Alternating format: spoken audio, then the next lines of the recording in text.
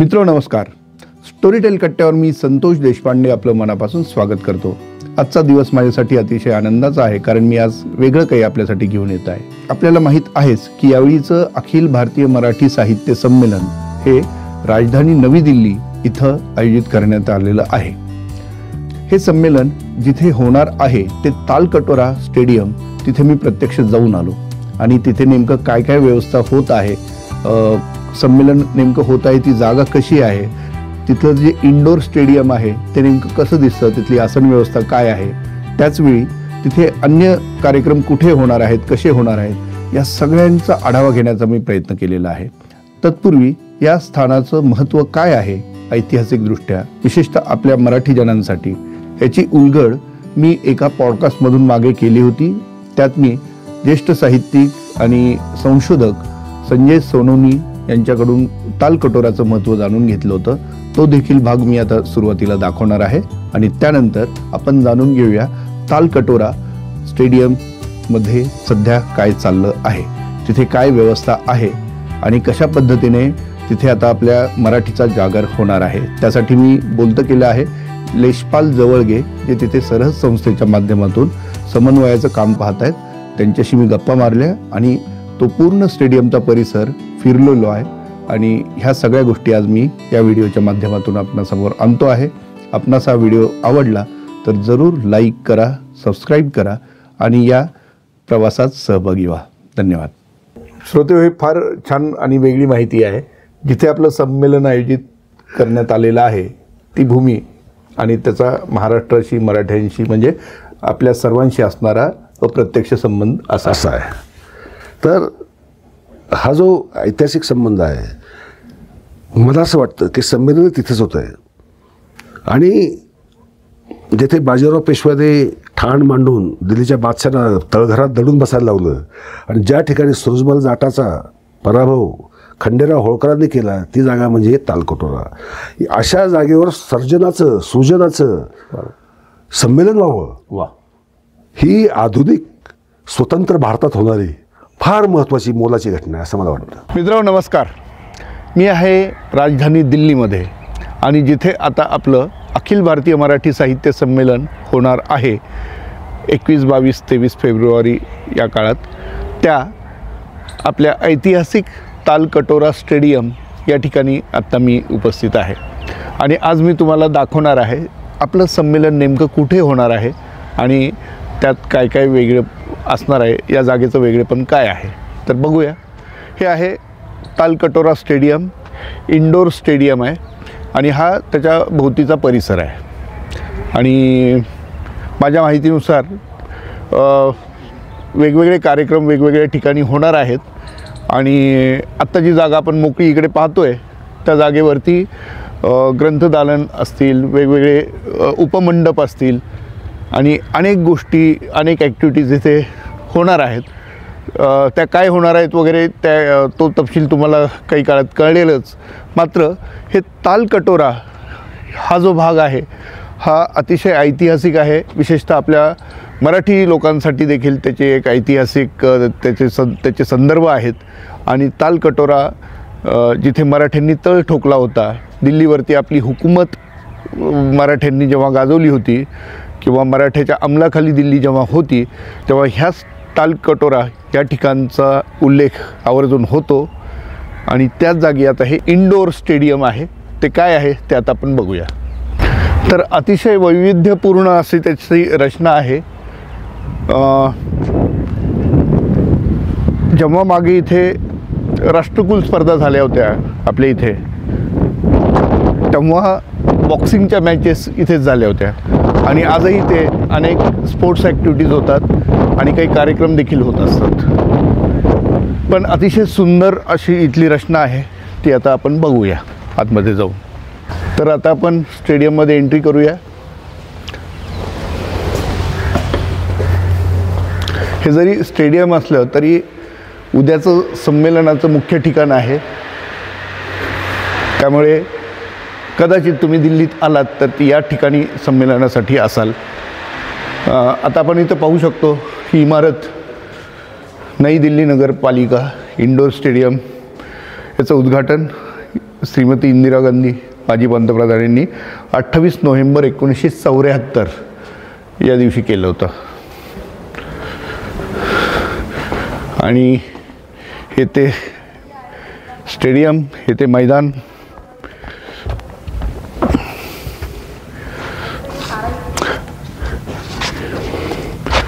असा एक साधारण 3000 लोक सहज बसू शकतील इतकी इथली आसन व्यवस्था आहे. आणि हा जो मधला भाग आहे तिथे देखील मोठ्या प्रमाणात लोक बसू शकतात. माझ्या माहितीनुसार संमेलनाचं मुख्य व्यासपीठ इथे असणार आहे आणि मुख्य कार्यक्रम इथे होतील. आणि जे दुसरे कार्यक्रम आहेत त्यात आपण बाहेर जे मैदान पाहिलं त्या ठिकाणी उपमंडप असणार आहेत, तिथे होणार आहेत. तर हे असं आहे तालकटोरा मैदान आणि आपलं भावी संमेलनाचं ठिकाण.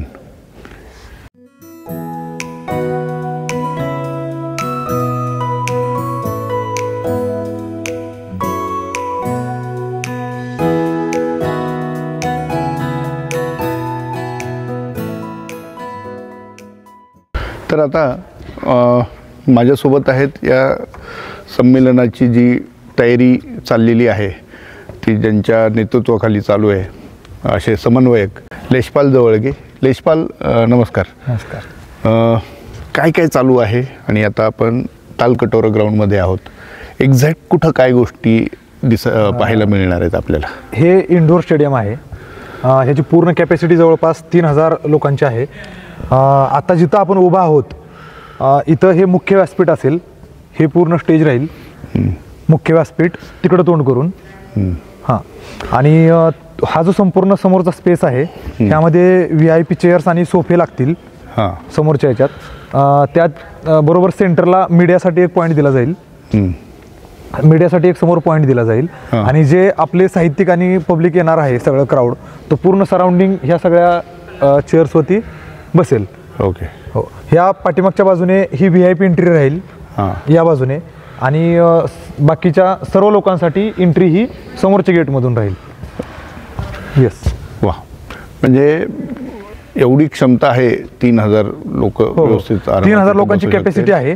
या व्यासपीठाच्या पाठीमागच्या बाजूच्या जर चेअर्स आपण कॅन्सल केल्या तरीही जवळपास 2600 लोकांची पुढे वाढतात. 2600 लोकांची कॅपॅसिटी आहे. आणि तेवढ्या चेअर्स जेवढ्या कॅन्सल होत आहेत तेवढ्या स्टेजच्या समोरच्या भागात वाढणार आहेत.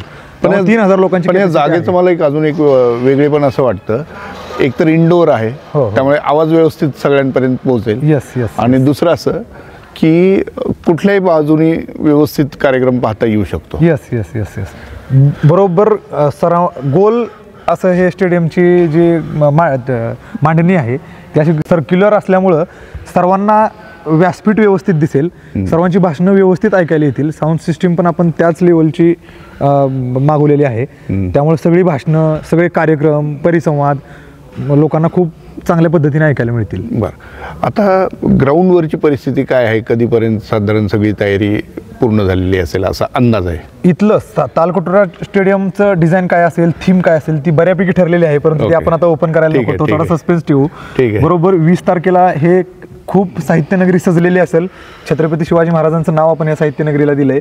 ती साहित्यनगरी 20 तारखेला संध्याकाळी पूर्ण तयार असेल. आणि 21 तारखेला ज्यावेळेस सकाळी 9:30 वाजता ग्रंथदिंडी निघेल तेव्हा हे सर्व प्रेक्षकांसाठी ओपन केलं जाईल. ग्रंथदिंडी कुठून निघणार आहे? ग्रंथदिंडी तालकटोराच्या बाहेरच्या बाजूने तालकटोराच्या बरोबर परिसरातून राऊंड मारणार आहे. हो, म्हणजे प्रदक्षिणा अशी होणार आहे. आपण बाहेर गेल्यानंतर आपली साहित्यनगरी कुठं असेल, मुख्य गेट कुठून असेल ते पण आपण दाखवूयात. ओके. लोकांना या सगळ्या गोष्टी आता लेशपाल यांनी सांगितल्या. आता पाहूया पुढच्या गोष्टी काय आहेत. तर आता आपण बाहेरच्या बाजूला आलेलो आहोत. म्हणजे मुख्य प्रवेशद्वारातून आत आल्यानंतर कशी व्यवस्था असणार आहे तालकटोरा स्टेडियममध्ये त्याची माहिती लेशपाल आता आपल्याला देत आहेत. आणि तुम्हाला सांगायला हरकत नाही की नवी दिल्ली नगरपालिका यांच्या अखत्यारीत किंवा यांच्या कंट्रोलमध्ये हे स्टेडियम आहे. यशपाल, आपण जिथं उभा आहोत हे बरोबर तालकटोरा इंडोर स्टेडियमचं उत्तरेकडचं गेट आहे. हे VIP गेट असणार आहे. इथून VIP लोकांच्या थेट गाड्या इथपर्यंत येतील आणि इथून त्यांचा प्रवेश होईल. जो समोरचा हा पॅसेज आहे ह्या समोरच्या पूर्ण पॅसेजमध्ये हा VIP लॉन्च असेल. इथं सोफे वगैरे ठेवलेले असतील लोकांना, इथं ट्रीट केलं जाईल. आपले व्हॉलेंटियर्स आणि सरहदचे काही लोक त्यांना अटेंड करण्यासाठी राहतील. त्यांना इथं बसण्याची सगळी व्यवस्था प्रॉपर असेल. इथंच लोकांना चहा नाश्ता वगैरे दिला जाईल. इथून जे समोरचा स्पेस आहे समोरचा, त्या बाजूला केटरिंगचे टेबल लागलेले असतील. ओके. आणि तेच लोक इथं सर्व करतील, VIP लोकांना प्रॉपरली अटेंड करतील. आणि बरोबर त्याच्याच पलीकडच्या बाजूला पत्रकारांसाठीचा लॉन्च असणार आहे. म्हणजे VIP लॉन्च, मीडिया पत्रकारांचा मीडिया वॉर रूम, या दोघांच्या मध्ये फक्त केटरिंगची व्यवस्था असेल. बरं. हो, दोघांना एकत्र आणणार तेच आहे केटरिंग. हो तसं म्हणायला काय हरकत नाही. आता सगळ्यात महत्त्वाचं म्हणजे इथे वेगळी व्यवस्था तुम्हाला म्हणजे इंडोर स्टेडियम असल्यामुळे वेगळी व्यवस्था करण्याची फारशी गरज पडलेली नसावी असा एक माझा अंदाज आहे. का काही करावी लागते? मुख्य व्यासपीठासाठी आपल्याला मंडप आणि ती वेगळी अरेंजमेंट करण्याची आवश्यकता पडलेली नाही. परंतु आपण स्टेजेस वाढवलेले आहेत, व्यासपीठं वाढवलेली आहेत. तर 2 वेगळे मंडप राहणार आहेत. कवी कट्ट्यासाठीचा एक वेगळा मंडप करतोय आपण, आणि परिसंवादासाठी बाहेर एक वेगळा मंडप करणार आहोत. त्याची पण प्रोव्हिजन कुठं केली आहे ते आपण दाखवू आता. हे समोरून मेन गेट असणार आहे. ज्या दरवाजातून आपण बाहेर राहिलो, हा गेटच्या बरोबर समोरचा दरवाजा आहे, परंतु हा दरवाजा बंद राहील. लोकांना आतमध्ये जाण्यासाठी मुख्य ह्या प्रवेशद्वारातून आतमध्ये आल्यानंतर या बाजूने असंच पूर्ण गोल मारून त्या बाजूने एंट्री असणार आहे. दक्षिणेकडच्या बाजूनं इंडोर स्टेडियमच्या दक्षिणेकडलं गेट आहे, तिकडून लोकांना आतमध्ये एंट्री असेल. आणि आपण जिथं उभा आहोत त्याच्या डाव्या बाजूला इथे एक मंडप असणार आहे, सभा मंडप. इथं पण परिसंवाद एक वेगळे चालतील ह्या पूर्ण स्पेसमध्ये. तिकडं तोंड करून हे व्यासपीठ राहील. आणि बरोबर त्या बाजूला समोर कवी कट्टा राहील. तिकडे त्या बाजूला त्या तिथे कवी कट्टा राहील. आणि जे समोरचा रिकामा स्पेस दिसतोय पूर्ण पटांगण, हे आपल्या साहित्य नगरीचं असेल. ओके. इथं पूर्ण ग्रंथ प्रदर्शन लागलेलं असेल, त्याचे अरेंजमेंट पण प्रॉपर केलेले आहे. हे पूर्ण सगळं फ्लोरिंग केलं जाईल आपलं. आउटडोअर जे आहे ग्राउंड, हे जे आपण जे चालतोय आता, ते पूर्ण मॅट टाकली जाईल खाली आता अशी अंतरणार आहोत. आणि ते जे समोरचा स्पेस आहे पूर्ण असा रिकामा, तो पूर्ण असा साहित्य नगरीचा असेल.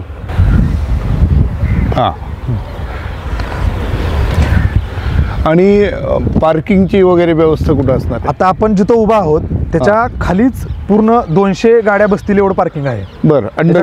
अंडरग्राउंड आहे ते.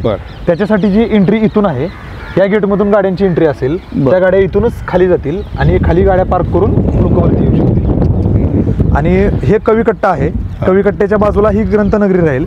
ग्रंथनगरीच्याच तिथं आपण पुस्तक प्रकाशन कट्टा करणार आहोत, ज्याला नाव पण गोपाळ हरी देशमुखांचं द्यायचं ठरलंय, लोकहितवादी गोपाळ हरी देशमुख पुस्तक प्रकाशन कट्टा. तो प्रकाशन कट्टा इथेच राहील ग्रंथनगरीमध्ये. आणि त्याच्याच पाठीमागच्या बाजूला जो स्पेस राहतोय, या ग्रंथनगरीच्याच मागच्या बाजूला आणि कवी कट्ट्याच्या बाजूला जो रिकामा स्पेस राहणार आहे, तिथे जेवणाची व्यवस्था असेल लोकांची. त्या बाजूला जेवणाचे स्टॉल्स वगैरे सगळे त्या बाजूला राहतील. वा. येस. साधारण खालचे लोक सगळ्या संख्येने जरी वरती आले आणि त्यामध्ये आणखी जरी ऍड केले आपण, तरी साधारण 4-5 हजार लोक व्यवस्थित इथे अकोमोडेट होऊ शकतात. येस, अकोमोडेट होऊ शकतात. आणि कसं आहे, गुलाबी थंडी असेल फेब्रुवारी एंडला, त्यामुळं खूप आल्हाददायक वातावरण असतं. आता एक सगळ्यांच्या मनातला प्रश्न म्हणजे सहभागी जे होणार आहेत प्रतिनिधी म्हणून, त्यांच्या निवास व्यवस्थेचं काय आहे आणि आणखी त्यांना काय तयारी, जर आता ठरवायचं झालं तर त्यांनी इथं येताना काय काय तयारी करायला हवी? सरहदचे दिल्लीमधले व्हॉलेंटियर 100 आहेत. ते त्या सगळ्या व्हॉलेंटियर्सला हॉटेल कुठं असतील, आपण बुक कुठं, जवळपास इथून जो 4-5 किलोमीटरचा परिघ आहे, या परिघामध्ये आपण सगळ्या रूम्स, महाराष्ट्र सदन असेल, नवीन महाराष्ट्र सदन असेल, जैन भवन असेल, गुरुद्वारा असतील, वेगवेगळे हॉटेल्स आहेत, ह्या सगळ्या ठिकाणी आपण रूम बुक करतोय, हॉल बुक करतोय लोकांच्या व्यवस्थेसाठी. आणि त्या लोकांना त्या ठिकाणापासून तालकोटरापर्यंत आणण्या नेण्याची सोय सुद्धा सरहद आयोजक संस्था करते. त्यामुळे तो पण प्रश्न लोकांचा संपलेला आहे.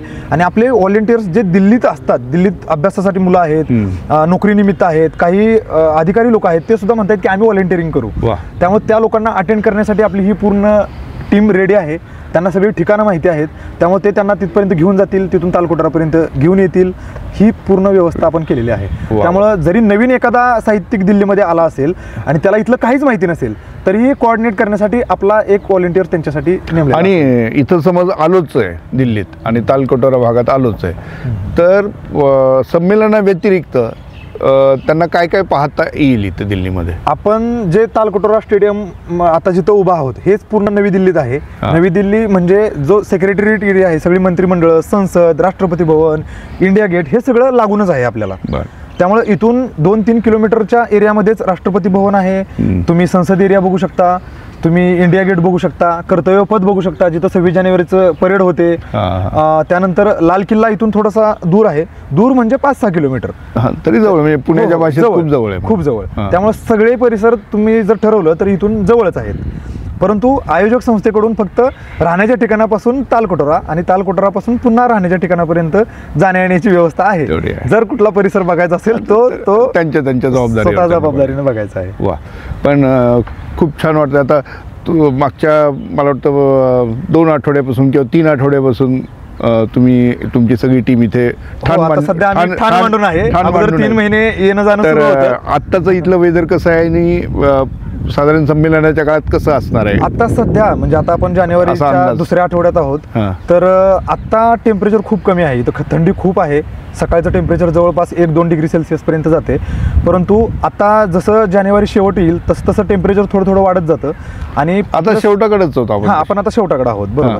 तर आता थोडं ऑलरेडी कमी झाले. तर आपलं संमेलनच फेब्रुवारीच्या एंडला आहे, 21, 22, 23ला आहे. तोपर्यंत ही थंडी पूर्ण ओसरलेली असेल आणि थोडंसं आल्हाददायक वातावरण असेल, जे लोकांना आपल्या सहन होऊ शकतं आणि त्यांना ते चांगलं वाटेल. गरमी पण नाही होणार आणि जास्त थंडीही नाही राहणार. वा, हो. चला, हे बोलल्यामुळं आम्हाला जर आल्हाददायी हा शब्द खूप दिवसांनी ऐकल्यामुळं आल्हाद काय असतो तो आता अनुभवायला संमेलनात यावंसं वाटतंय. नक्कीच. धन्यवाद.